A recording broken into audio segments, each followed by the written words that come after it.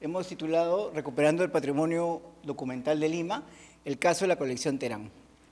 Como ya lo habían mencionado, solamente para recordar, ProLima es el programa municipal, nació como el programa municipal para la recuperación del centro histórico a raíz de la creación o la declaratoria en la lista de Patrimonio Mundial de la ciudad de Lima en el año de 1991, lo que permitió que la municipalidad tuviera un órgano para gestionar este patrimonio.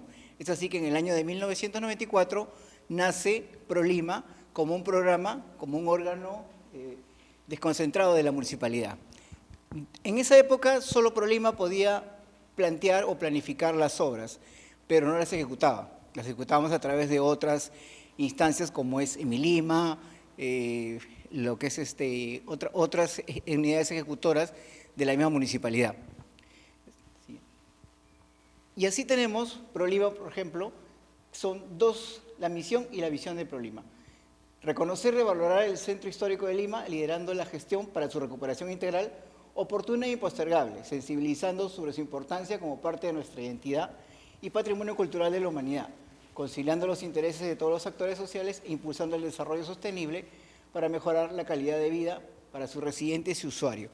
Eso lo usamos como misión, que se ha mantenido hasta hoy, ¿no? Después ya de más de 30 años, mantenemos esa.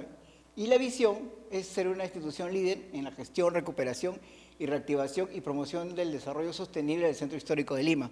Para eso ProLima ha tenido muchos avatares. Diferentes alcaldes han pasado por la institución, lo cual ha permitido que se sigan desarrollando proyectos, en algunos casos con mucho más impulso y en otros casos un poco con más lentitud, pero igual nunca se ha detenido el trabajo de ProLima en el centro histórico. Siguiente. Es a raíz de esta labor de ProLima y sobre todo su recuperación a partir del año 2016 que el año 2024, en enero, ProLima pasó de ser un órgano desconcentrado a ser un órgano de línea, como gerencia de planificación, gestión y recuperación del centro histórico, lo que le permite tener una capacidad mayor de gerenciar el centro histórico, es decir, la capacidad para poder ejecutar obra y también legislar o desarrollar las tareas de revisión de la ciudad sin depender de otras gerencias y a un nivel mucho mayor. Esto nos permite a nosotros desarrollar diferentes proyectos de recuperación. Dentro de esos proyectos lo que vamos a ver el tema de la gestión en los documentos antiguos. La ordenanza 2605 crea el órgano de línea encargado para impulsar el desarrollo integral, sostenible y la recuperación del Centro Histórico de Lima, así como las zonas arqueológicas monumentales, ambientes urbanos monumentales y monumentos de Lima metropolitana. Dentro de esa misión está justo lo que queremos plantear. Promover la identificación, registro y recuperación de los bienes documentales archivísticos, bibliográficos y colecciones vinculados con el centro de Lima y con el patrimonio cultural de Lima metropolitana, así como evaluar estrategias y acciones para preservar, restaurar y proteger lo que se encuentra en su custodia en coordinación con las organizaciones culturales privadas y públicas. Entonces, esto nos da un marco como función para poder desarrollar este tipo de labor. El plan maestro es nuestra ley que nos permite ejecutar muchas actividades en el centro histórico. Es como nuestra normativa. Entonces, esto nos permite desarrollar todo este tipo de funciones y también tener injerencia en diferentes partes de la ciudad para poder desarrollarla. Siguiente. Aquí vemos también un instrumento que ha permitido la organización y el desarrollo de ProLima. En el año 2019, este es el reglamento, en el año 2019, que también se crea el reglamento del centro histórico, se crea o se da autorización para ejecutar ya el plan maestro, con miras al año 2029 y 2035, lo que nos va a permitir encontrar el 5º centenario de fundación de la ciudad de Lima con una ciudad totalmente distinta, porque se van haciendo y ejecutando obra por diferentes etapas. Dentro de esta labor que nosotros enmarcamos en lo que es el plan maestro, el reglamento, la creación de la gerencia de ProLima, tenemos también la consolidación del archivo de PROLIMA. Este archivo en realidad nace desde que se creó PROLIMA en el 1994, pero su labor era bastante pequeña porque generaba solo la documentación que nosotros producíamos. Al no ejecutar obra, al no tener directamente funciones dentro de la municipalidad o en lo que eran los trabajos con otras gerencias, nos limitaba el trabajo. Entonces, lo que ha permitido todo esto es que tengamos un archivo más dinámico, con mayor capacidad y con mayor capacidad también de intervenir en otros espacios, como lo hemos estado desarrollando sobre todo desde el año 2019. Bien, este es nuestro actual archivo, que después de muchos avatares ha podido consolidarse de esta manera. Tenemos un archivo funcional, pequeño, pero funcional para lo que nosotros desarrollamos y donde custodiamos la documentación más importante que hemos generado o que hemos recibido también como donaciones o que hemos ido recuperando en algunos espacios donde se podía haber destruido esta información. De eso, para hablar de la creación, sobre todo el ritmo que tiene el archivo de PROLIMA, un factor importante fue tener una planoteca. Como vemos ahí, las colecciones eran de planos de Lima metropolitana, como también de Lima centro histórico. Pero ¿cómo llegaron estos planos aquí? Porque nosotros no somos muy antiguos para poder generarlos. Entonces había que, o de alguna manera, se obtuvo esta planoteca que hoy día nos da un volumen de más de 35.000 planos que custodiamos de diferentes etapas. Claro, todos del siglo XX, tenemos una pequeña colección del siglo XIX, pero son planos muy importantes que forman parte de la historia de la ciudad de Lima en sus diferentes niveles, porque también está Lima metropolitana. Entonces, ¿cómo se recuperó? De esta manera. Encontramos en un sótano, y esto fue lo que nos dio un primer paso para organizarnos y adquirir experiencia. El tratamiento de planos es algo muy complicado, porque el plano por el formato, que es un formato grande, entonces siempre tiende a deteriorarse o siempre termina desechable. El plano que se salva generalmente es el plano que está doblado en un expediente. Ese es el que se salva, pero también sufre problemas de conservación porque se marca, ¿no? Marca las líneas, todo es lo que hemos visto a través de los especialistas en conservación. Pero es el que se conserva mejor al final, o sobrevive, mejor dicho. Pero el plano termina así, sin un lugar adecuado donde almacenarlo, sin un lugar deteriorado porque hay que darle conservación. Entonces, la recuperación de estos planos nos permitió a nosotros consolidar una primera experiencia para poder tener esta capacidad de gestionar otros archivos o, en todo caso, ayudar a que estos archivos no se pierdan. Y así tenemos algunas experiencias. Se hizo ese trabajo en el viejo local de San Andrés, que hoy ya, gracias a la labor de PROLIMA, viene desarrollando su restauración. Como lo podemos ver, bueno, ahora no se puede visitar, pero en esa época lo teníamos en uso, donde pudimos hacer algunas gestiones o trabajos de limpieza, mantenimiento y ordenamiento, porque el plano, otro problema es el formato, como les mencionaba, no solamente para conservarlo, sino para su revisión. Necesita grandes mesas de trabajo para poder verlo con detalle, hacer su registro y otras cosas que se deben hacer. Entonces también necesitamos mucho espacio, por eso es que el plano es tan complicado manejarlo. ¿Seguimos? Esta recuperación trajo también algunas motivaciones de medios como Caretas y El Comercio. Esta fue una nota muy bonita que nos hicieron cuando nos visitaron en plena recuperación que estábamos haciendo en el local de San Andrés y le titularon Lima bajo el polvo. Esta ya en nuestro viejo archivo, lo que ustedes han visto es el nuevo archivo, esto es un archivo que estuvo hasta el año 21, donde teníamos ya almacenado parte de esta información. En esos tubos de PVC que ustedes ven ahí, ya se habían resguardado, se habían ordenado y se le estaba haciendo procesos de conservación, como ven ahí con la conservadora Jackie Berizueta, ¿no? Que está trabajando con los planos, que fue una de nuestras primeras conservadoras que tuvimos en el área de archivo. Otra experiencia que nos permitió tener cierta, continuar con este bagaje de conocimiento para la conservación y preservación de estos documentos fue el trabajo con la Tercera Orden Franciscana. La Tercera Orden Franciscana es una orden laica que está escrita de alguna manera a lo que es la Orden de los Franciscanos.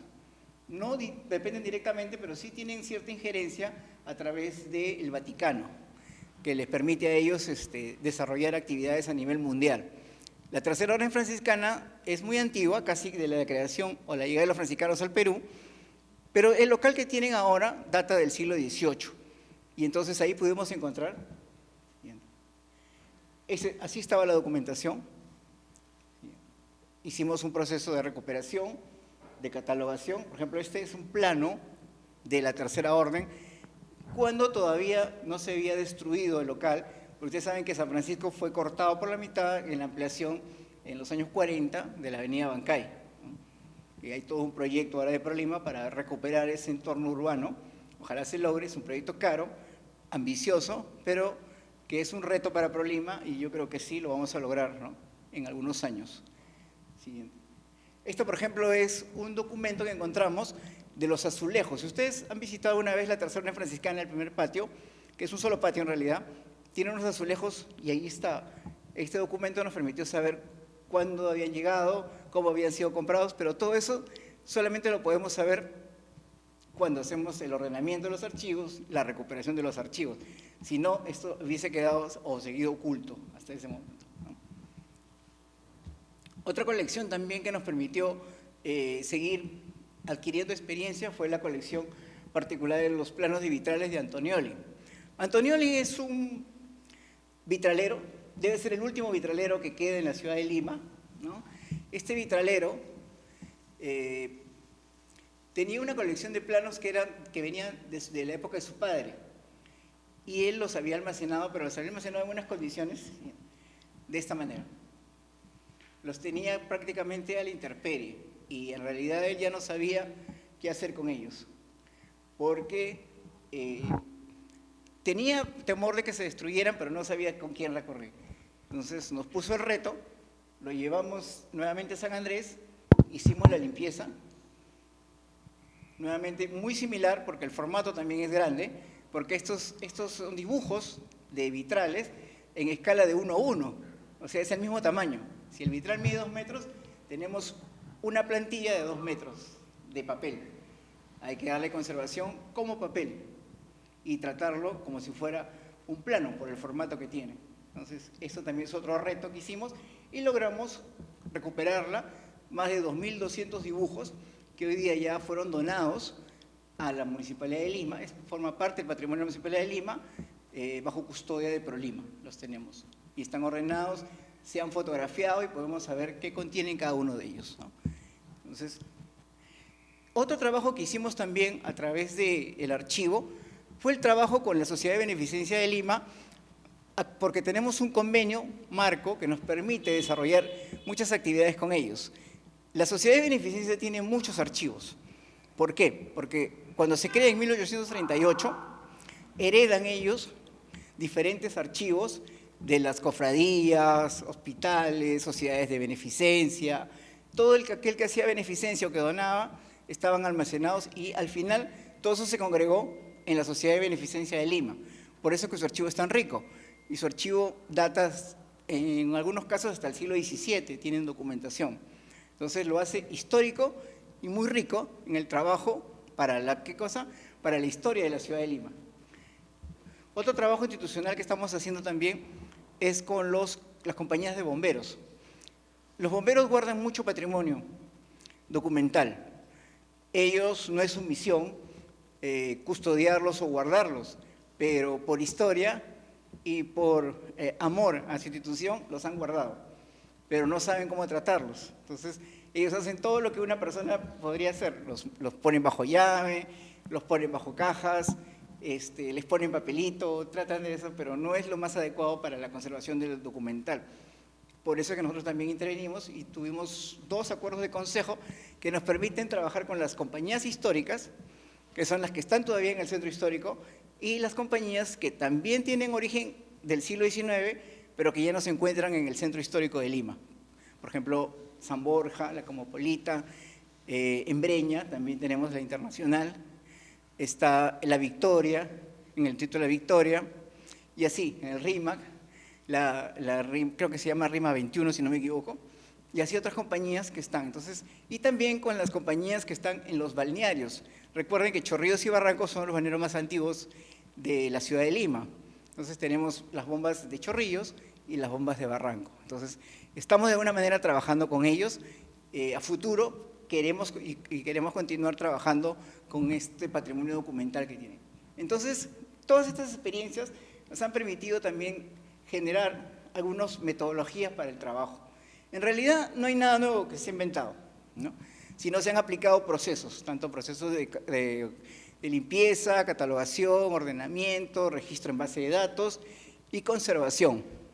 Entonces, todos esos procesos se han aplicado de alguna manera, como les dije, con la capacidad que pudo haber tenido o que tiene hoy día PROLIMA para generar este tipo de trabajos, que si bien no se habían hecho anteriormente, comenzamos a hacerlo hace aproximadamente 5 años.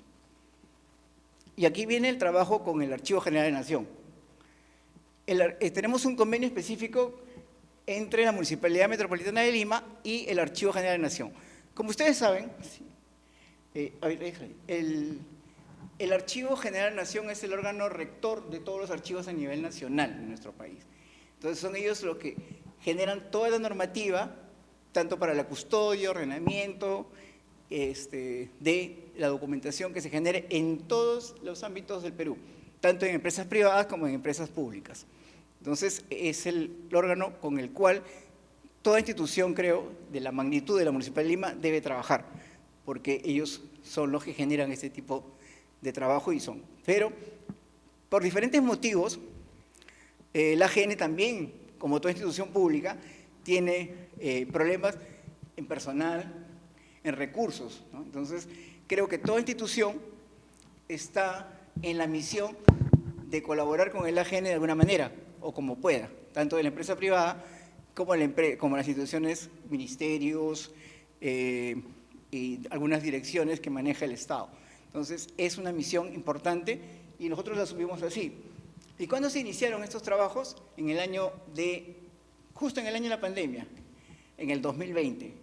Tuvimos una reunión con el entonces director del Archivo General de la Nación, o jefe institucional, el doctor Ortiz Sotelo, el gerente de PROLIMA, que es uno de los principales impulsores, por no decir el que le interesa la mayor cantidad de apoyo que podamos generar a través del archivo, y nos visitó,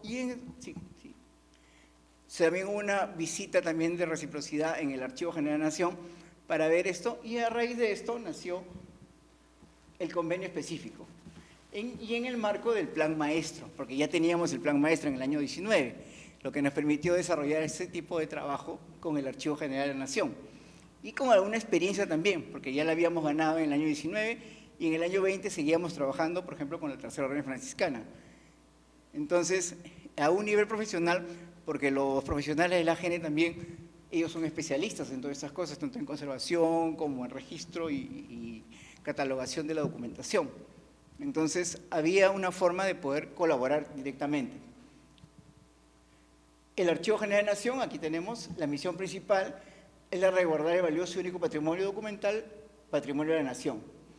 Y bueno, en esa época tenían sus 2 sedes, ¿no? La sede de Palacio de Justicia y la sede de Correo. Creo que hoy, debido a los problemas con locales, tienen 1 o 2 sedes más en estos momentos a través del Estado. Como ya hemos visto, el AGN pues, es el órgano más importante que tenemos dentro del trabajo archivístico a nivel de todo el país. Entonces, son ellos los indicados para generar trabajo y también generar la experiencia, enriquecer la experiencia. ¿Seguimos? Este es el convenio marco, que este año tiene que ser renovado porque necesitamos seguir trabajando con el AGN, y lo que nos ha permitido, este es el convenio específico, desarrollar todo este trabajo. Bueno, ahí está en texto, es un poco largo, podemos avanzar. Son las cláusulas que tiene el convenio, sobre todo lo que es la cooperación. Tanto, ¿qué es lo que nos interesa directamente como Municipalidad de Lima, PROLIMA? Que el Archivo General de la Nación tiene documentación a nivel nacional, de diversas instituciones. Pero dentro de eso hay mucha información relacionada con la ciudad de Lima, que es precisamente el tema de trabajo de ProLima para los diferentes proyectos de recuperación, restauración, no solo de los documentos, como estamos hablando, sino también de la ciudad de Lima. Plazas, plazuelas, iglesias, toda esa documentación se encuentra resguardada también en el AGENE. Entonces es una información muy rica que de alguna manera nosotros necesitamos también para generar esos proyectos, para que nos salgamos de la verdad histórica, de alguna manera. Entonces, porque también hay cosas que a veces lamentablemente se han perdido, no las podemos ubicar de la ciudad. Dentro de esa cooperación estaba, o está todavía en curso, lo que es el trabajo con la documentación relacionada a la ciudad de Lima, en sus diferentes ámbitos, y también con la documentación que nosotros tenemos a través del archivo. Es decir, podemos intercambiar información para generar. ¿Y cómo se intercambia la información hoy día? A través de la digitalización. Entonces podemos tener archivos en conjunto para el trabajo, tanto lo que puede desarrollar el AGN como lo que puede desarrollar ProLima. Entonces esa era la idea, generar. ¿Y cómo se genera esta información? La digitalización es el último paso en la conservación de los documentos. Digitalización no es conservación, pero ¿qué permite la digitalización? La difusión de los documentos y que cualquier investigador pueda acceder a ellos, que es lo que nosotros queremos, porque ese es el fin del archivo, es la difusión y que la gente pueda consultar la documentación que uno guarda o custodia.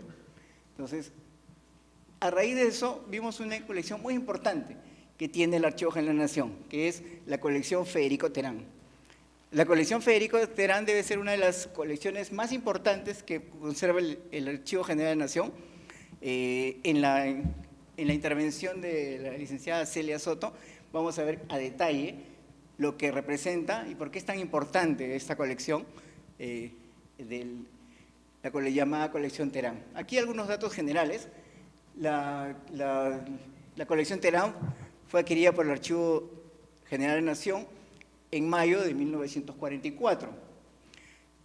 Por lo que sé, esta colección no se quemó con el incendio del año 43, porque ya no llegó en las épocas que debía llegar, y ese retraso originó que no se quemara cuando se quemó la Biblioteca Nacional, porque había una sección del Archivo de la Nación que custodiaban algunos documentos. Entonces se salvó, y esta colección la podemos ahora, fue hecha por el abogado y notario Federico Terán. Es el primer gran aporte de ordenamiento documental inmobiliario de la ciudad, y que largamente no ha podido ser superado durante el siglo XX. O sea, el registro, ¿qué cosa es en líneas generales? Es un registro catastral de la ciudad de Lima y de algunas otras ciudades, pero principalmente la ciudad de Lima. Entonces, a comienzos del siglo, o final del siglo XIX y comienzos del siglo XX, no había cómo formalizar la propiedad en Lima. Y entonces, este trabajo era muy tedioso porque había que contratar un montón de personal para yo poder saber la propiedad que iba a adquirir o la propiedad que me estaba, o que yo quería vender, qué dueños había tenido, qué situación legal encontraba.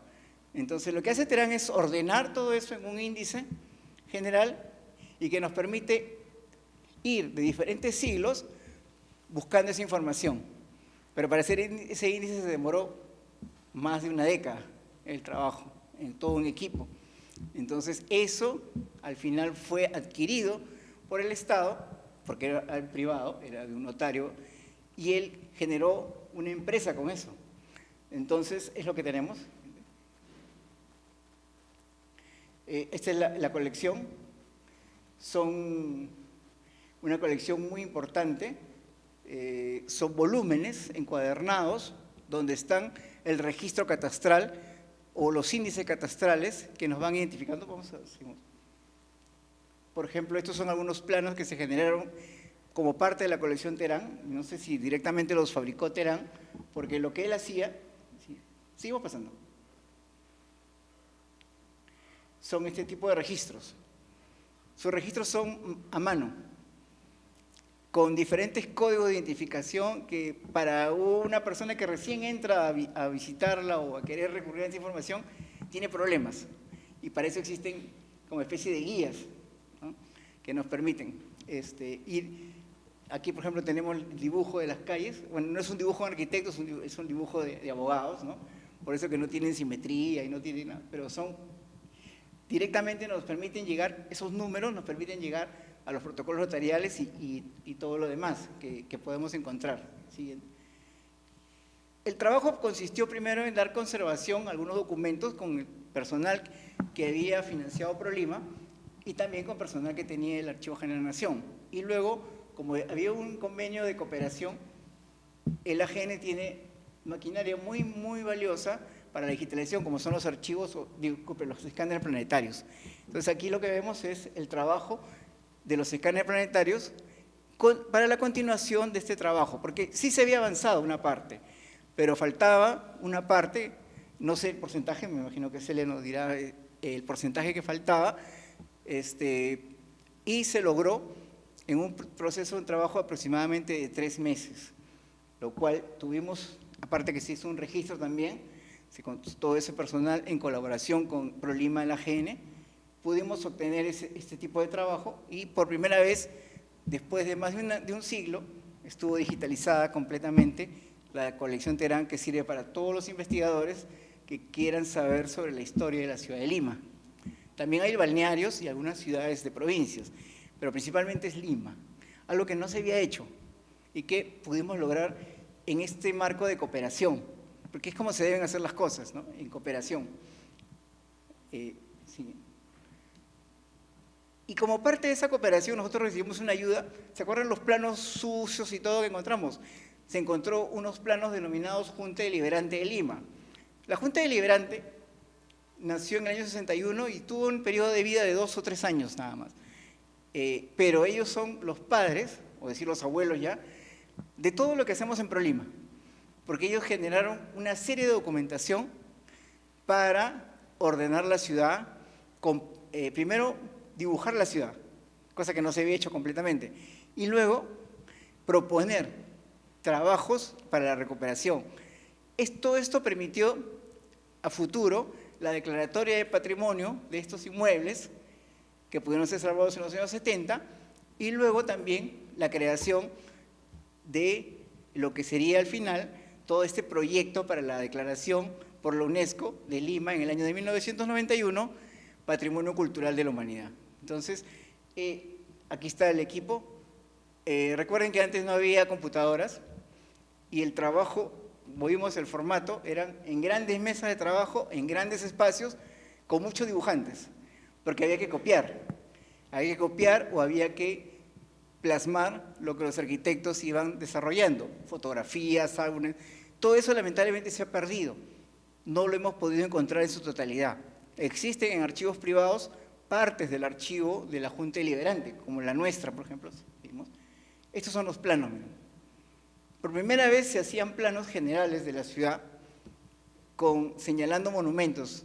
Esto es muy visionario lo que hicieron ellos, identificando todo lo que hoy día es nuestro centro histórico, enmarcado dentro de lo que fueron sus antiguas murallas, dibujos de iglesias, y todo eso estaba basado en fotografía. Esos álbumes fotográficos no existen, han desaparecido. Se guardaron en algún momento, tal vez en la municipalidad, y se perdieron.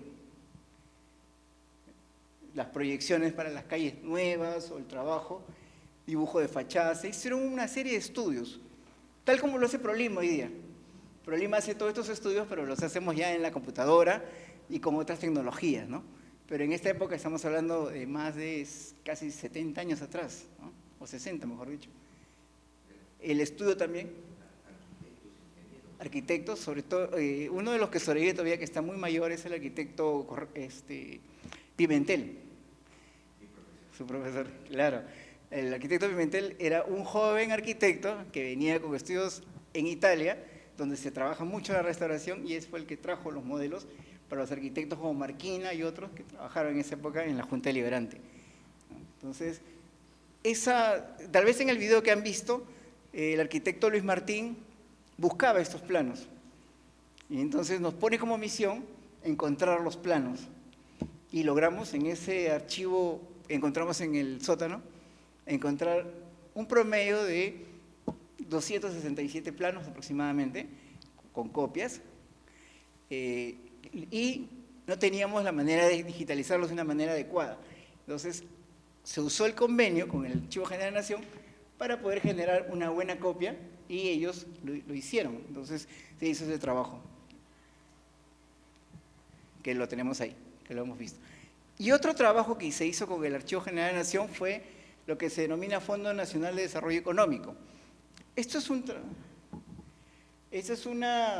programa que fue creado en el año 56 por el presidente Manuel Prado para generar una especie de trabajo de obreros en la recuperación de los monumentos o creación de espacios dentro de la ciudad de Lima. Porque la ciudad de Lima era muy pequeña todavía en esa época, no estaban todos los distritos que vemos hoy. Entonces, todo ese archivo que se generó es valioso para nosotros también, porque guarda documentación de la ciudad. Por eso es que en convenio con el AGN se llegó a un acuerdo de trabajar con esta colección. Y así lo que vemos es, aquí por ejemplo se logró un registro de 13.420 planos, se seleccionaron 420 planos para ser digitalizados, de los cuales también se hicieron conservación con los equipos tanto del AGN como ProLima, y luego ya su almacenamiento en un lugar similar al que habíamos usado nosotros, con los tubos de PVC, con todas las protecciones que debían tener, porque los planos estaban en expedientes y estaban doblados. Entonces, después de haberle dado conservación, hacerle varios procesos, volverlos a doblar, no era conveniente. Había que guardarlos de alguna manera que estén enrollados. La mejor manera de guardar un plano es la famosa planoteca, ¿no? Plano, pero por la magnitud tendríamos que tener pues 100 y tampoco tendríamos el espacio para almacenarlos. Entonces, el tubo de PVC nos permite tener esa capacidad de almacenamiento y de alguna manera, una manera muy adecuada para su conservación, que se le da constantemente mantenimiento. Recuerden que todo tiene que estar mantenido, no se puede dejar y cerrar al olvido, ¿no? Sino darle un constante, para eso es el trabajo que se hace, tanto de labor como el archivo, como el trabajo del equipo de conservadores, ¿no? Que se va haciendo periódicamente la revisión y la custodia de este trabajo. Estos son parte de las imágenes, de cómo están, así están los expedientes. Seguimos. Aquí están los totales ya de los trabajos. El equipo trabajando con los planos, en este caso, y la digitalización con los equipos del Archivo General de la Nación. Y esto es parte de esos planos que hemos encontrado, ¿no? De los expedientes que tenía todo esto. Luego se hizo ya la custodia, la conservación y el almacenamiento en estos tubos que ya quedaron custodiados por el AGN con su debido registro y que pueden ser consultados, porque gran parte ya han sido digitalizados. Entonces, esto nos permitió desarrollar. Entonces, dentro de este marco de cooperación institucional, salvamos una de las colecciones más importantes, salvamos entre comillas, porque la colección no estaba en riesgo, pero, mejor dicho, pudimos dar a conocer con mayor funcionabilidad la colección Terán. Entonces, ya se encuentra a disposición como todos los archivos del mundo. Hoy casi todos los archivos del mundo, los más importantes, se encuentran digitalizados. Entonces, permite que alguien pueda, con mayor facilidad, la investigación histórica, que es lo que nos interesa a nosotros, porque nosotros perseguimos precisamente como misión la recuperación de estos espacios dentro de lo que llamamos centro histórico, pero que si no tuviéramos la información, tendríamos que recurrir a la investigación física, que nos da una parte de la información de un inmueble o de un espacio, pero que no es completo. Y la documentación nos permite completar esa información. Entonces, gracias a estos convenios y gracias al apoyo en conjunto y la asesoría también, de alguna manera, del Archivo General de la Nación, hemos podido lograr estos trabajos. Bien. Agradezco la invitación de la gerencia de ProLima, esta vez para contar un poco de no solamente el trabajo articulado que se hizo con ProLima, que viene trabajando activamente con la recuperación del Centro Histórico de Lima, sino también como parte del Archivo General de la Nación. Muchos no conocen al Archivo General de la Nación, a diferencia de la Biblioteca Nacional. Nosotros somos una institución que custodiamos patrimonio documental, que viene a ser la memoria de todos los peruanos, principalmente de archivos de Lima. La correspondencia en regiones serían los archivos regionales. Sin embargo, documentación del periodo virreinal sí tenemos desde el año 1533 hasta el año 2015. Lo que ahora voy a conversar un poco es sobre la colección Terán y la importancia que tiene de la información que se puede ver en cada una de sus páginas relacionada al catastro de Lima. He querido iniciar la exposición con esta imagen, que seguro que muchos dirán que es Miguel Grau.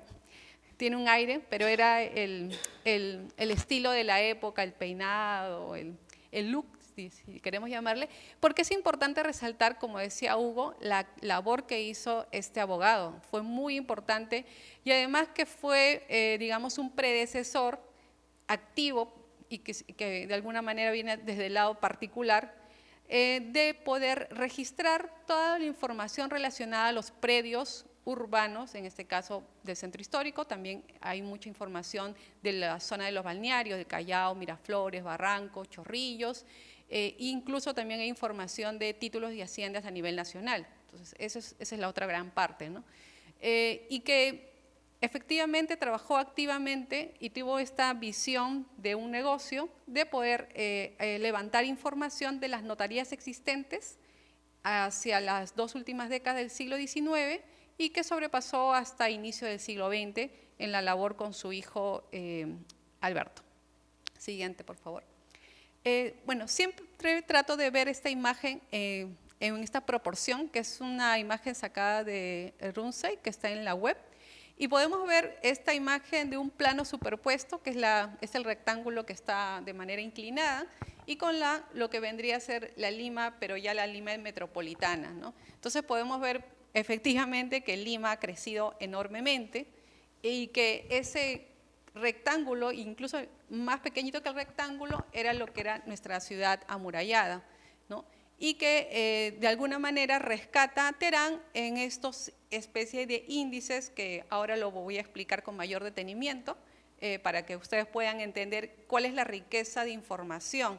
Ahora, la riqueza de la información, si bien ahorita estamos en este lugar que nos acoge, que está relacionado con miras a celebrar un buen 500 aniversario de nuestra ciudad, también se ve reflejada la información de que muchos ciudadanos de a pie también están interesados en saber un poco más sobre algún predio que todavía se mantiene en pie, porque muy poco ha quedado de la Lima, pues no es la Lima del siglo XVI, tampoco es la Lima del siglo XVIII, hemos tenido muchos desastres, el último terremoto del siglo XVIII, de 1746, sin embargo, podemos a través de esta colección un poco retroceder en el tiempo. Siguiente, por favor. Esta es, bueno, una imagen del detalle de lo que les acaba de la diapositiva anterior y es, digamos, una forma de poder conocer y se hace como una transparencia del plano antiguo con el plano actual, ¿no? Es una herramienta muy interesante, seguro que muchos los que están ligados al tema de arquitectura, al tema que empiezan a investigar, lo utilizan porque permite hacer esta superposición de cómo ha ido variando la geografía y la geografía monumental también de la ciudad. Siguiente, por favor. Y esta es otra imagen que, bueno, no pertenece propiamente a una colección de nosotros, sino que es del Archivo Militar de Madrid, que es un plano de 1807. Ellos tienen una gran colección de mapas y planos relacionados a Lima del siglo XVIII. Es importante destacar que nosotros hemos sido un virreinato bastante potencial, así como el de México.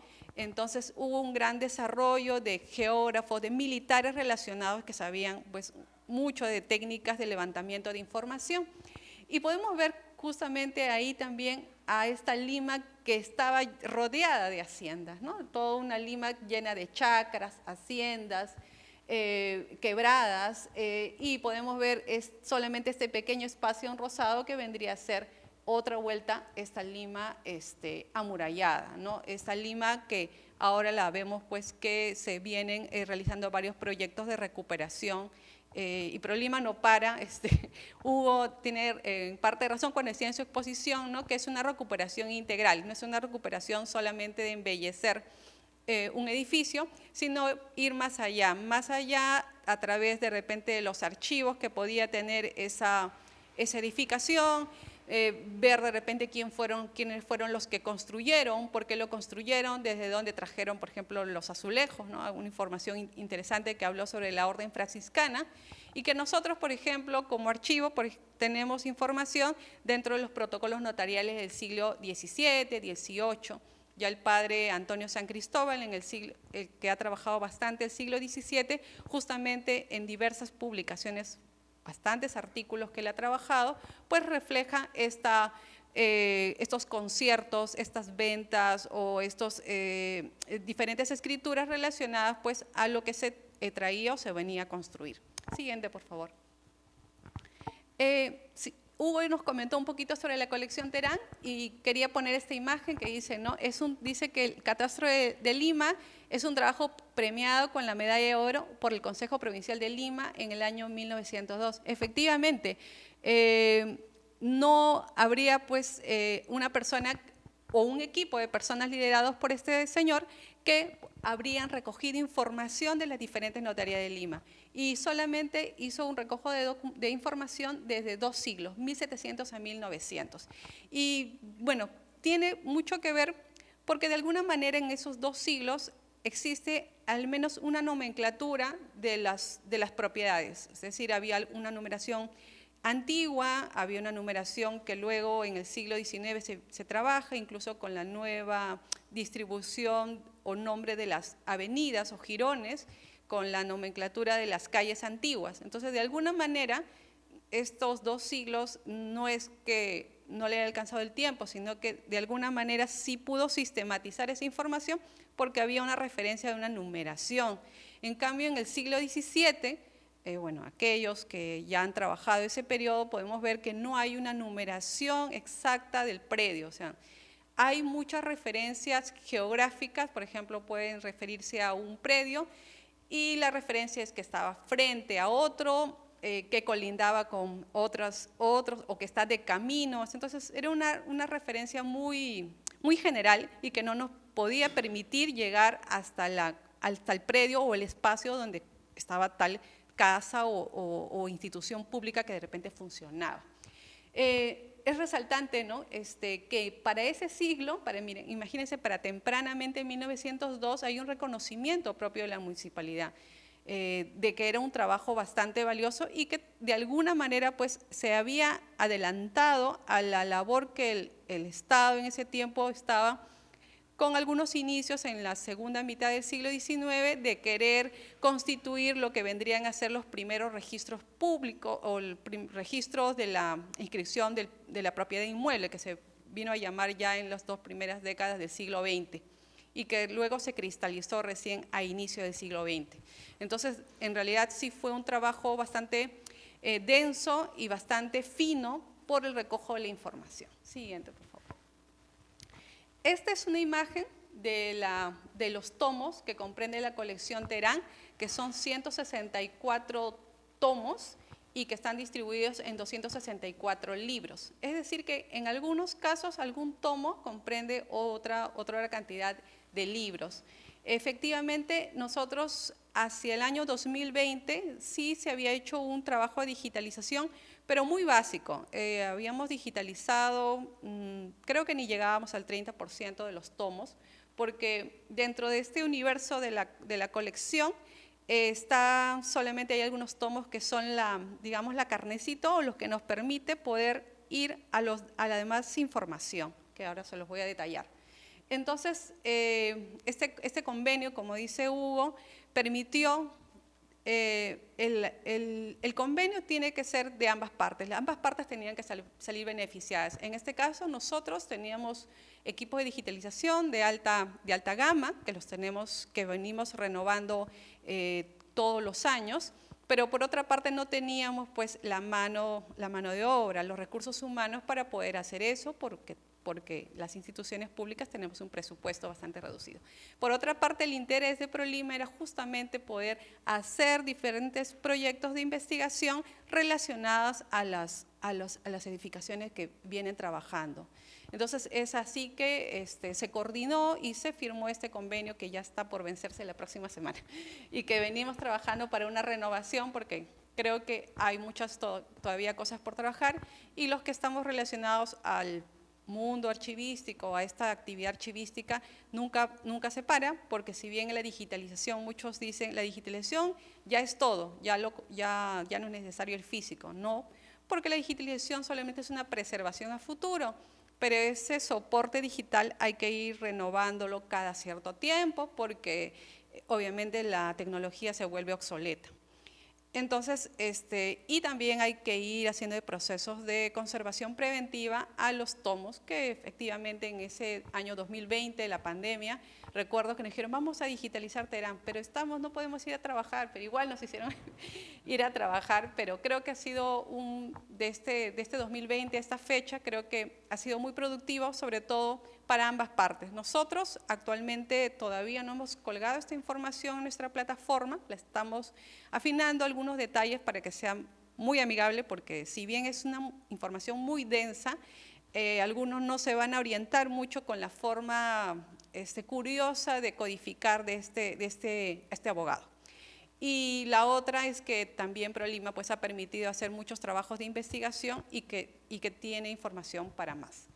Entonces, en esta vitrina, nosotros, que está ubicada en el repositorio de la sede de correo, acá a 2 cuadras, tenemos custodiados los tomos de la colección Terán, que en el 2020 efectivamente fueron descritos por unidad de conservación. ¿Qué quiere decir? Que ProLima contrató personal, historiadores, archiveros, para que puedan describir cada tomo y se pueda tener una información más detallada de qué contenía cada tomo.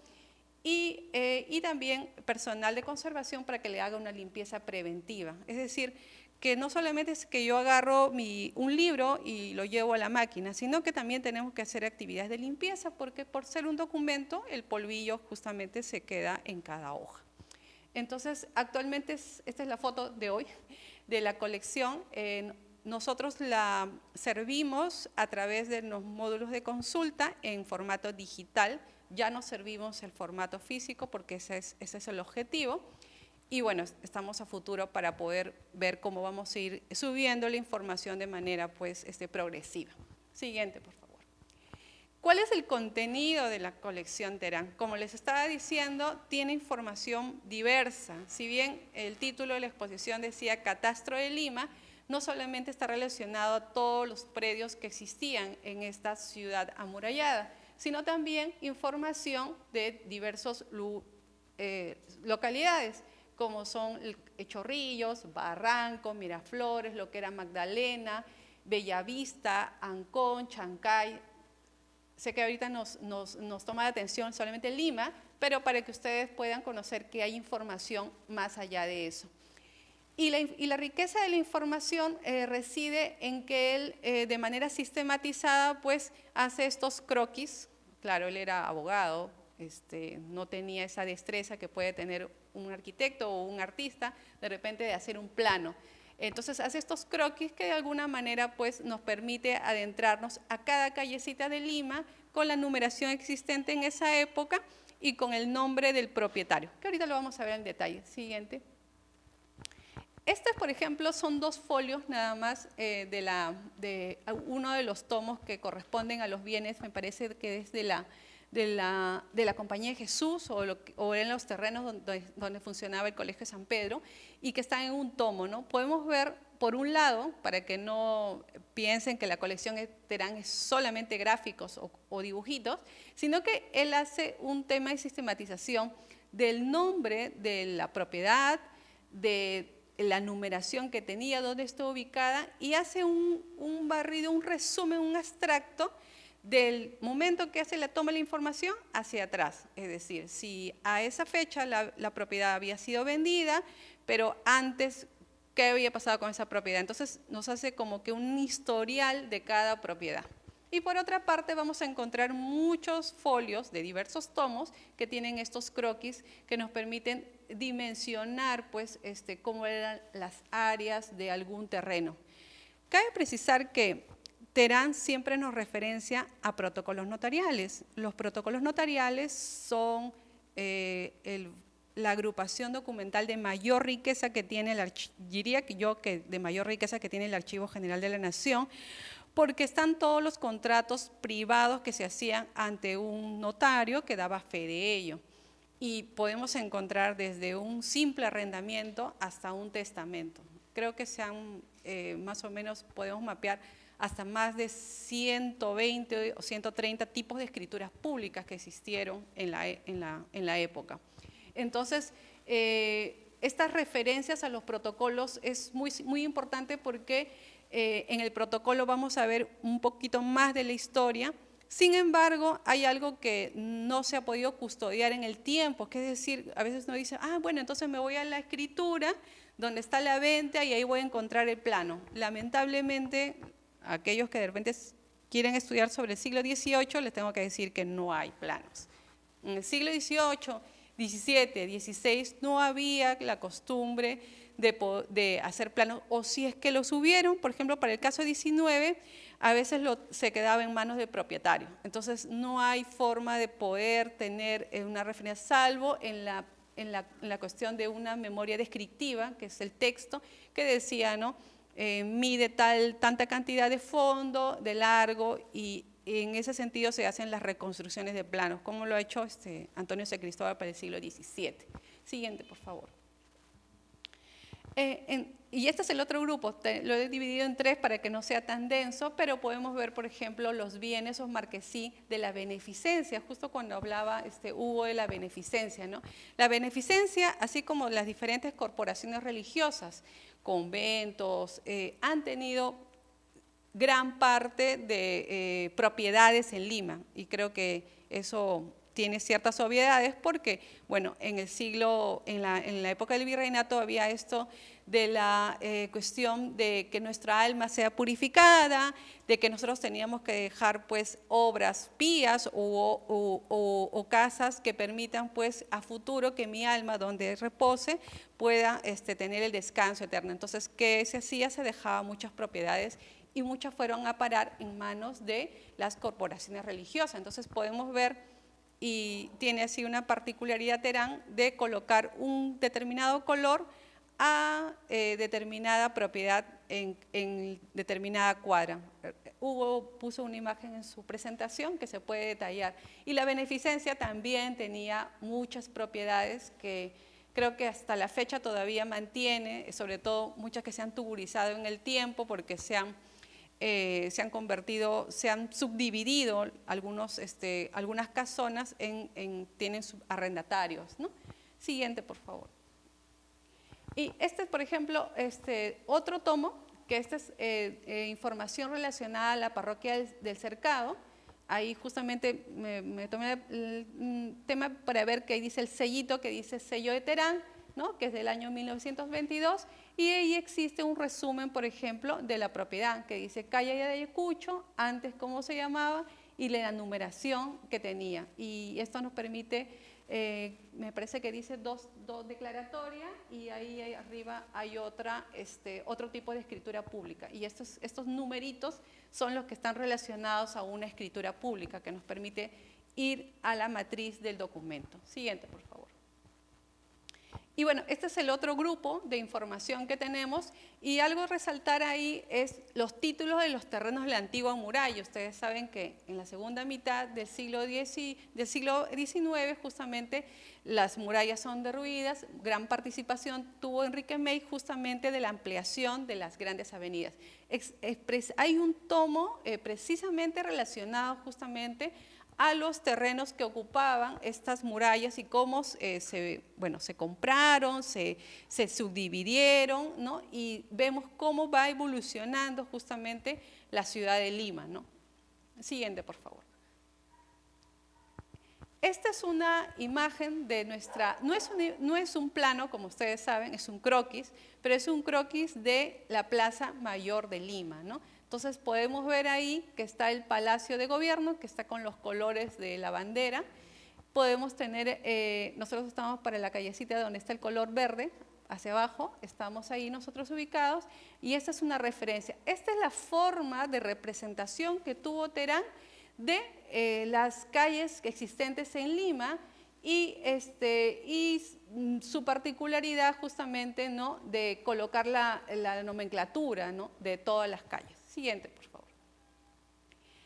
Ahora me voy a explicarles un poco cuál es la información que tiene Colección Terán. La Colección Terán está dividida por toda esta lista de agrupaciones documentales que le dije que eran los títulos del marquesí de bienes, de la beneficencia, de las corporaciones religiosas, pero tiene en particular 31 tomos, 30 tomos, que están relacionados a un resumen que quiere decir que nos da un detalle de las propiedades para estos dos siglos, para el siglo XVIII y para el siglo XIX, y que son administrados por determinados notarios. Ustedes dirán, entonces Terán en el año que levantó la información tuvo que recoger información de notarías que funcionaban en el siglo XVIII. No, porque para el siglo XIX habían muchos notarios que se habían quedado con la documentación de notarios que ya habían fallecido, habían tenido esa información como, digamos, como una sucesión de administración. Entonces, él lo que hace es levantar libro por libro y hacer un resumen de cada propiedad. Siguiente, por favor. Y cada letra, él lo sistematiza de alguna manera con una letra en particular. Siguiente, por favor. ¿Qué quiere decir?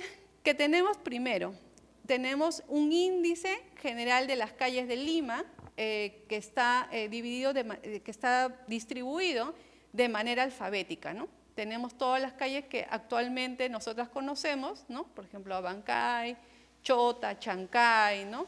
Todas con los nombres actuales que nosotros tenemos. Siguiente, por favor. Están divididos en 3 tomos, todas las calles, y una vez que nosotros identifiquemos la calle que actualmente estamos buscando, no sé, de repente primero Abancay, vemos qué cuadra de la avenida Abancay queremos revisar, nos dirá ahí el nombre de la cuadra con su nombre antiguo, felizmente que actualmente ya hace varias décadas, ¿no? Hay una nomenclatura en cada callecita que dice pues cómo era su nombre antiguo. Y con eso nosotros podemos ir justamente a ver la propiedad que estamos buscando. Siguiente, por favor. Estas son las equivalencias de las calles actualmente, ¿no? Está con su nombre actual y cuál es la cuadra. Por ejemplo, ahí hay una que se llama Ulloa, pero que actualmente es la Cajamarca, la cuadra 1. Entonces ya uno, si no sabe, ya lo puede buscar. Siguiente, por favor. Y esto es lo que le decía, esta simbología que hizo Terán de los colorcitos que le ponía a los croquis para que puedan identificar a quién le pertenecía determinada propiedad. Entonces, ahí con esos colores se puede ver, ¿no? Hay casos que en alguna cuadra, casi toda la cuadra pertenecía a toda una corporación religiosa, ¿no? Entonces, con eso podemos ver desde el punto de vista económico, pues, quiénes eran los que administraban o tenían, pues, el dominio, digamos, en determinada época. Siguiente, por favor.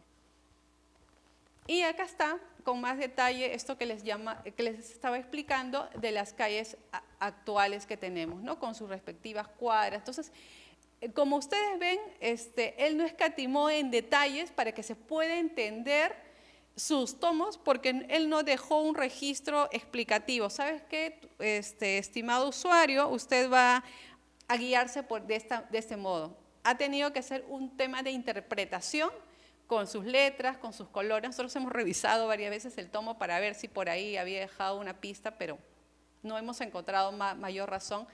Entonces, de alguna manera, sí nos dejó este horizonte y a muchos investigadores les ha ayudado a navegar dentro de esta colección. Siguiente, por favor. Entonces, ¿qué es lo primero que se hace? Como les mencionaba, se ubica la calle. En este caso es la Ancash y está la determinada calle, el número de cuadra, y está, por ejemplo, quiero ubicarme en ese predio, ¿no? Por ejemplo, hay un predio que tiene una numeración, que está ahí, disculpen que no veo muy bien, que es 1809, aunque está un poco tenue para todos, 189 al 93, que es con la flechita que está en la parte superior derecha, la primerita. Entonces, se refiere a que ese rectangulito pertenecía a una propiedad determinada y le pone, ¿no?, un nombre. Entonces, con eso vamos a la espalda, porque esto está en el primer folio, va a la espalda del folio y dice el número, ¿no?, la numeración que dice 189 al 93. Y dice el nombre del propietario. Ese es el nombre referencial del último propietario que tenía al momento de la toma de información Terán. Y a continuación de ello van acompañados de algunos números con unas letras. ¿Qué quiere decir? Que están relacionados el número con el folio y la letra del tomo. ¿Se acuerdan que les dije de estos 31 tomos que son la cabecera de todo Terán? Está relacionado. Entonces, ¿qué quiere decir? Que por el primer número voy al tomo A y busco ese número. Y cuando llego ahí voy a poder ver un extracto que está en el siguiente folio. Ajá, entonces he ido y ahí está justamente el resumen de qué trata esa escritura, ¿no? Dice que es una venta, es un arrendamiento, lo que fuera, y luego te da otra codificación que ahí te manda ya a la escritura en su totalidad.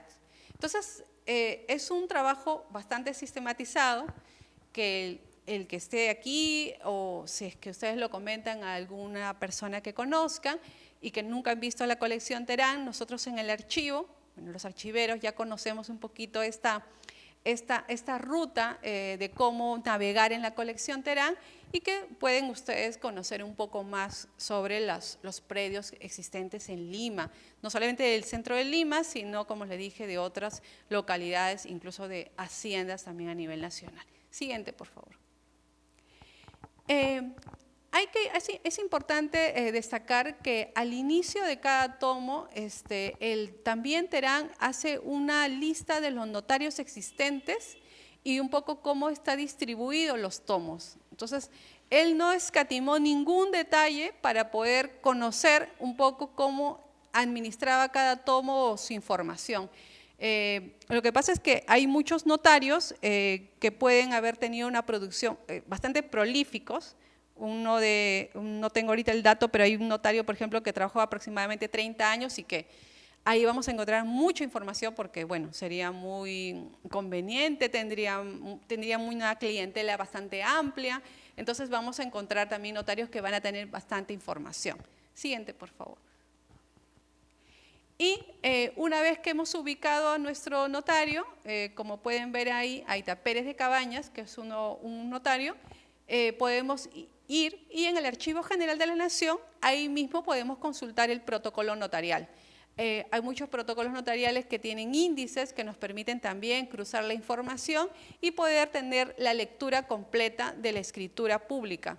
Pero ¿para qué me sirve toda esta información de la escritura pública? ¿Por qué? Porque en el interín estas propiedades han tenido diferentes modificaciones que pueden haber variado la estructura de la propiedad. Hasta no hace mucho creo que se sigue solicitando ante la Municipalidad de Lima, creo que para hacer algún tipo de modificatoria de algún predio, ¿no? Entonces, siempre van al archivo y nos piden, para la licencia, le piden las escrituras antiguas, les piden los planos. No las ubican, como les decía, no había pues una costumbre, lamentablemente, de poder insertar los planos dentro de las escrituras públicas. Entonces, de alguna manera, eso dificulta, pero sí tienen que hacer una lectura y en la lectura de la escritura sí pueden detallar un poco las distancias que tenía pues el predio, con quién limitaba, si se hizo alguna modificatoria y saber un poco cómo era la traza original que se hizo de determinado predio. Siguiente, por favor. Y esto es, en resumen, lo que nos lleva a la colección Terán. De este pequeño extracto de la escritura que nos da uno de los tomos de Terán, nos lleva a esta escritura completa, una escritura que puede ser desde un folio hasta 10, 20, 30 folios, y que si es que hay más folios mejor, porque nos puede dar luces mayores de cómo estaba construida. Incluso puede haber inventarios, si es que encontramos algún tipo de inventario, un listado de los materiales. En realidad sería, hay a veces suerte de encontrar ese tipo de información, pero cuando a veces solamente son arrendamientos, pues no nos dan mucha información. Pero cuando nosotros les comentaba que esta información es interesante, tanto para ProLima como para los investigadores, para aquellos relacionados a la arquitectura, no solamente para eso, si nos damos cuenta, estamos viendo que hay una sucesión de personas en el tiempo que han ido pues, comprando, arrendando, vendiendo, y nos dan también, nos permite conocer cuál era el poder adquisitivo a que se dedicaban determinadas personas en el tiempo, y eso también nos permite conocer cómo era nuestra sociedad en el siglo XVIII y en el siglo XIX. Es decir, el lugar, el espacio físico, la forma como se movía la gente también nos permite adentrarnos a través de la colección Terán y de todas las personas que en todo este periodo de tiempo pues han tenido algún tipo de transacción o se dedicaron a algún tipo de giro en especial en la ciudad de Lima. Justo conversabas antes que pusiera con Gerardo, que trabaja acá en ProLima, me estaba comentando que estaba trabajando sobre italianos, ¿no? Y justamente entramos a ver un registro de movimiento migratorio de italianos, ¿no?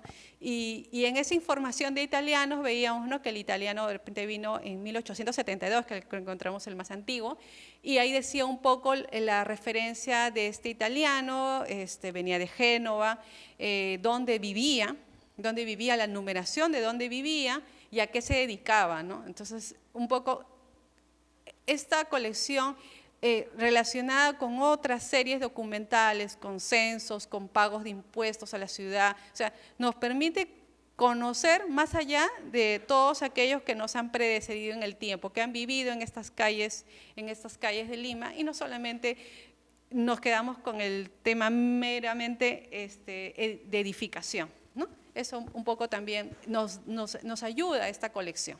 Siguiente, por favor. Seguro que alguna vez, de repente por ahí, han visto este tipo de hojitas, que es una copia de registro de título archivado. Les comentaba al inicio de la exposición que Terán se adelantó un poco a esto del registro de la propiedad inmueble. Efectivamente, ya en el siglo XX, fines del siglo XIX, y bueno, se consolida en el siglo XX el registro de la propiedad inmueble, que es el registro de todas las propiedades, ¿no? La gente iba con su escritura pública para poder iniciar el primer registro de su propiedad. Llevaba pues testimonios, que eran unas copias de la época, para poder registrar. Entonces podemos ver que existen una serie de libros que están relacionados y que se llaman títulos archivados. Actualmente están digitalizados, los custodios de la SUNAR. Sé que ellos han habilitado, ya tienen su módulo, que se puede hacer una lectura y que es un resumen, justamente es un resumen de la propiedad, que entrelazado o articulado con la colección Terán nos permite regresar incluso, y sé de algunos investigadores que han llegado hasta el siglo XVII, ¿no?, ya que es bastante, ¿no? Sin embargo, curiosamente, los primeros títulos archivados, se desconoce si estos títulos fueron quemados, se destruyeron, pero no están en custodia ni de la SUNAR ni del Archivo General de la Nación. Existe un cierto vacío de las casi 2 primeras décadas del siglo XX de los registros, de los primeros registros predial, registros de la propiedad inmueble.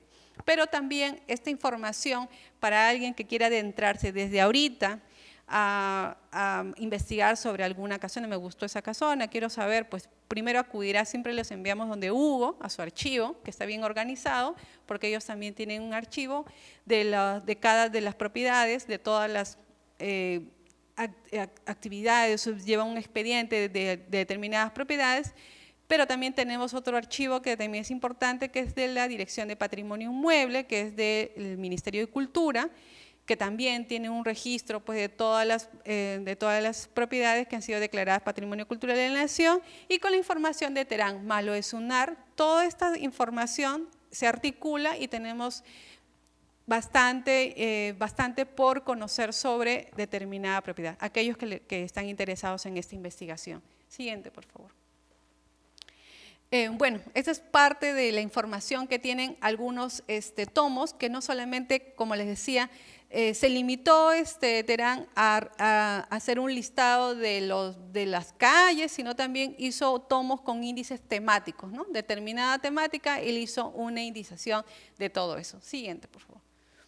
Y aquí, bueno, algunos otros folios más relacionados a los propietarios. Por ejemplo, vemos hospitales, colegios, congregaciones y otras dependencias, ¿no? Entonces ahí podemos ver también un barrido un poco de cuál era la pertenencia a estas propiedades. Siguiente, por favor. Y bueno, esta es una imagen del tomo que les decía de los títulos de los terrenos de las antiguas murallas de Lima, ¿no? Ahí vemos justamente quiénes son los que están pues vendiendo, ¿no? Vendiendo la calle, cuál es el lote, ¿no? Y esto está relacionado con algunos planitos que están ahí también. Siguiente, por favor. Bueno, esto era un poco el proceso archivístico que hicimos justamente con ProLima.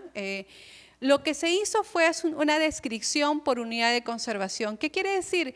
Que se leyó todo el libro y se pudo tener esta descripción más fina de lo que contenía cada tomo. Este es solamente un extracto del tomo 184 y que en él se puede leer entre la información que hice, que en el tomo 184 pueden encontrarse contratantes notables como la Compañía de Obras Públicas, Enrique Meis, Emilio Altaus, ¿no? El Convento de San Agustín.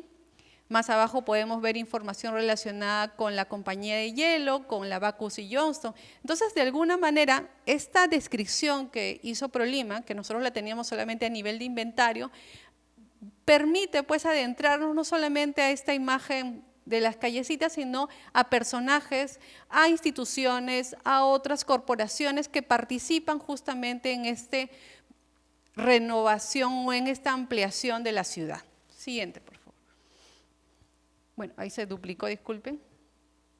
Ajá, esta era la imagen que les quería mostrar, que es un poco cómo se empiezan ya haciendo las ventas de las determinadas propiedades que eran de las antiguas murallas al nuevo trazo, como nosotros le llamamos. Ahí podemos ver en la parte derecha lo que era la Plaza Unión, ¿no? Y bueno, estos planitos nosotros lo hemos encontrado en Terán, y lo que nosotros hacemos es, como también hizo ProLima, estos planos que encontraron en algún momento, nosotros lo que hacemos es cuando encontramos un volumen de este tamaño, que es un A4 o un tamaño oficio, encontramos a veces imágenes o planos de dimensiones mayores. Lo que nosotros hacemos es desarchivarlo, o sea, lo retiramos de este tamaño y hacemos una restauración. Bueno, los restauradores son los conservadores saben qué hacen. Ellos hacen un alisamiento, hacen una integración, si en caso le faltan zonas perdidas al plano, y luego se hace una ficha de testigo y se vuelve a insertar dentro de este tomo para que no se vaya a perder. Entonces nosotros en este interín de trabajo que se ha ido desarrollando como el archivo, ha desarchivado muchos planos para su conservación y los ha digitalizado con una nueva numeración. Entonces, en realidad no existe de manera archivística planos, o sea, no existe una colección de planos, sino los planos se van formando como una colección fáctica o una serie que está relacionada pues, a la conservación de los documentos, ¿no? Siguiente, por favor. Y bueno, aquí finalmente solamente quería poner 3 imágenes que están dentro de la colección Terán, pero son impresos, ¿no? Estos impresos hay en diferentes, los he visto en diferentes publicaciones, pero resaltar que Terán incorpora dentro de su colección, ¿no? Estos impresos. Uno de estos está relacionado con el catastro de La Victoria, ¿no? Que también es un distrito bastante bueno, digamos, uno de los más antiguos, y que tiene esta traza tan, parece del damero, ¿no? Siguiente, por favor. Exacto. Aquí tenemos un plano que también tiene varias ediciones. Barranco tiene un plano de año pasado fuimos a su archivo y también tiene una copia porque es una edición impresa, ¿no? Y este es un plano del año 1904 y que podemos ver todavía en ese plano, ¿no? Las chacritas, la tejarita, ¿no? Que es muy importante y que también estaba incorporado, pero nosotros lo hemos desarchivado, lo hemos restaurado. Y finalmente, el último plano de Chorrillos, ¿no? Todavía podemos por ahí, creo que hay una imagen de la Huaca Armatambo. Entonces podemos ver un poco algo curioso que me recordé cuando estaba viendo este plano de Chorrillos, es que hace mucho un investigador decía que las propiedades, porque sé que hay un litigio de las propiedades que están relacionadas con la ribera de la Costa Verde, con esta caída, que decía que en las escrituras públicas la propiedad decía, mi propiedad limita hasta la quinta ola, es decir, que le abarcaba una parte de el malecón y la playa. Recuerdo que él decía, en Barranco, sí, lo de la quinta ola. Recuerdo que nunca llegó a encontrar, pero sí encontramos algo que decía hasta la primera o segunda ola. No lo llegamos a encontrar, pero había esto, pues, ¿no? De la pertenencia. Ustedes saben que no existía la vía de la Costa Verde, ¿no? Pero bueno, esas curiosidades que uno puede encontrar dentro de la información. Bueno, en resumen, la colección Terán, y no empecé por ahí, se denomina colección porque fue formada por una persona con un fin específico, a diferencia de los fondos documentales que son generados por una institución en el ejercicio de sus funciones. Esta colección es importante, felizmente que no se quemó, ingresó después, y que en realidad fue importante su adquisición por parte del Estado en ese entonces, algo que no se hace actualmente, no se compra colecciones documentales, no hay presupuesto para hacerlo, pero que en ese entonces con el historiador Horacio Urteaga en el año 44 nombra pues a Raúl Porras Barrenechea y a otro personaje de la época para que digan qué importante sería esta colección para la posteridad, para la historia, ¿no? de los peruanos en general. Y ellos pues dieron el visto positivo y el Estado desembolsó dinero para comprar esta colección y que creo que es muy importante y relevante y que es la única a nivel latinoamericano que tiene esta relevancia. Incluso muchos dicen, no hay otro ejemplo similar a nivel de Latinoamérica. Entonces, para nosotros como archivo sí es importante pues preservar esta memoria y bueno, hacer acciones de articulación de proyectos todavía con PROLIMA en la renovación del convenio. Muchas gracias.